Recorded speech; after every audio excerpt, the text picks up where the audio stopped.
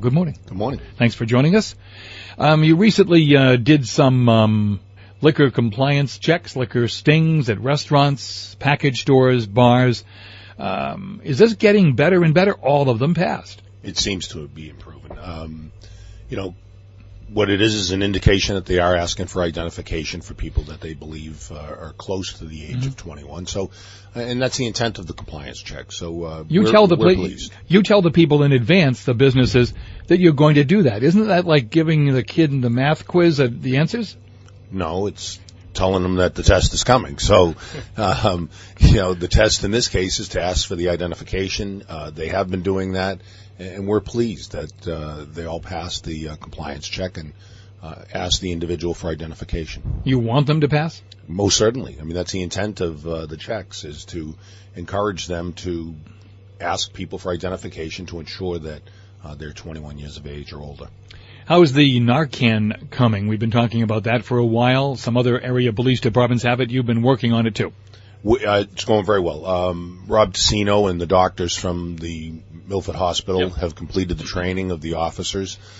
We do have the actual drug on order, so when we receive it, it will be distributed, and we'll have Narcan in each of the police vehicles so that if someone is in need of that medication to save their life, we'll be able to administer it. No stop on red, this sign out in front of our studios here, South Main, turning onto Main. Selectman Brian Murray had asked a while ago about looking into that to see if that sign could be removed to stop the queuing up of cars on South Main. We took a look at it, and myself, the highway surveyor, Scott Christofoli, and the town engineer, Vonnie Reese, individually took a look at that intersection. A number of the signs were changed, as you know, when they rebuilt Main Street, the state. They removed some signs, they added signs.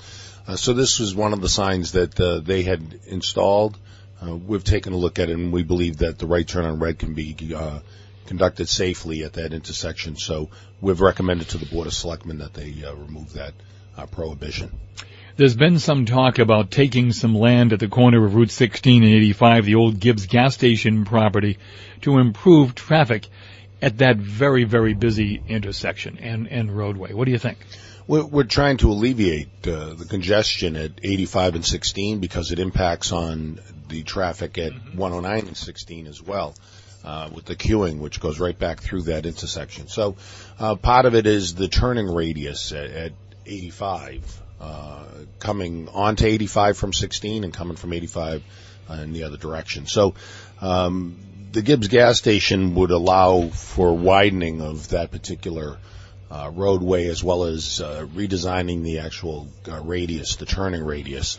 At present, it's real tight, particularly for trucks. Yep. So if you're coming 16 onto 85, you're coming westbound, it's a very tight turn. In fact, I've lost that particular traffic light pole now 3 times in the past several months. Okay. So it's a real tight turn. The taking of land, I'm not involved, but I know that the town has been talking about looking at the intersection itself and how they can recreate those turnings. You've told us before that just a few seconds on a traffic light can make a difference in the number of cars that get through that light. Most certainly. You can run a light once, it's activated and people start to move. I mean, 5 seconds, you're going to move 6 to 7 vehicles. So it's, and the capacity is there as far as queuing. So, if you're coming westbound, the next light, is up actually at the church, Sacred Heart Church. So, in looking at it, and I go out and you do look at the queuing, particularly during the rush hour, and just have a sense, is the capacity there? And we find things are getting bogged down at 85 and 16. Some of it is turns onto Haywood Street. We've boxed out Haywood Street, painted it. We've put up new signage asking people not to block the intersection. That appears to be working. Yep. So people are able to make that left turn coming westbound on 16 onto Haywood. We see bogging down still at the intersection itself. A couple of weeks ago, I saw a new vehicle parked in front of the police station. This is an ATV. We purchased an ATV using forfeiture money. So it's money that was given to the department as a result of an investigation. We worked with the federal government. So no town funds were utilized. And that gives us the capacity now going into the dense wooded areas into the quarry areas, to be able to not only go in and check on things, but also if we have to bring equipment in there, we're able to transport the equipment. If we have to go in and bring someone out, we get, for instance, up on the bike trails, Vietnam, what they call Vietnam off of Route 85. Before we had this vehicle, we would have to trek in the police officers and firefighters sometimes over a mile, and now you have to carry the person out on a backboard.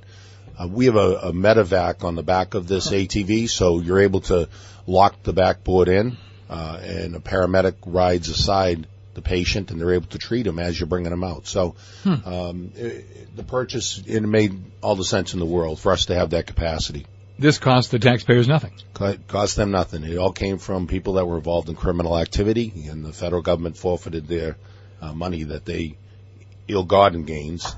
So it's utilized by us as well as those federal agencies.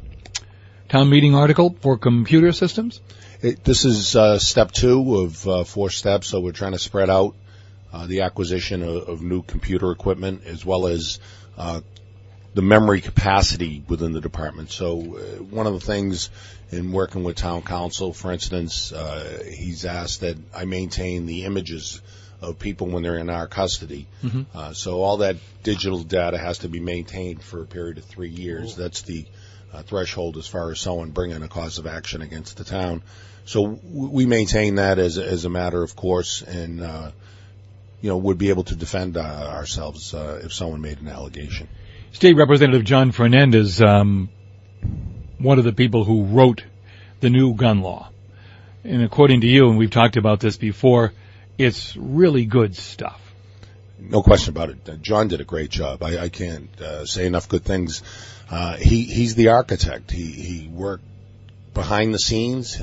He was really diligent in reaching out to all of the affected parties. So, I had many conversations with John and with the Police Chiefs Association with regard to specific language.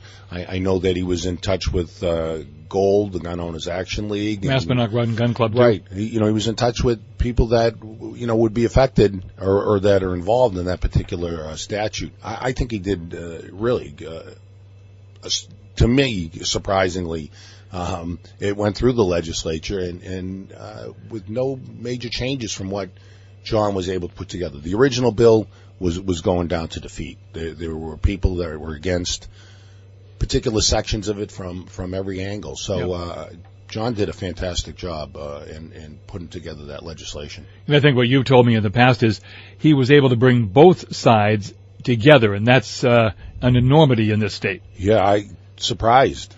He was able to do that. He was able to have people see, I guess, from different perspectives, exactly why the language was drafted as it was drafted. He clearly took into consideration a number of potential legal issues, from a challenge point, as far as people challenging language based upon constitutional, conflict. So he did a fantastic job in putting together some legislation, working with others, and putting together legislation that makes a lot of sense. How does it affect you as a chief?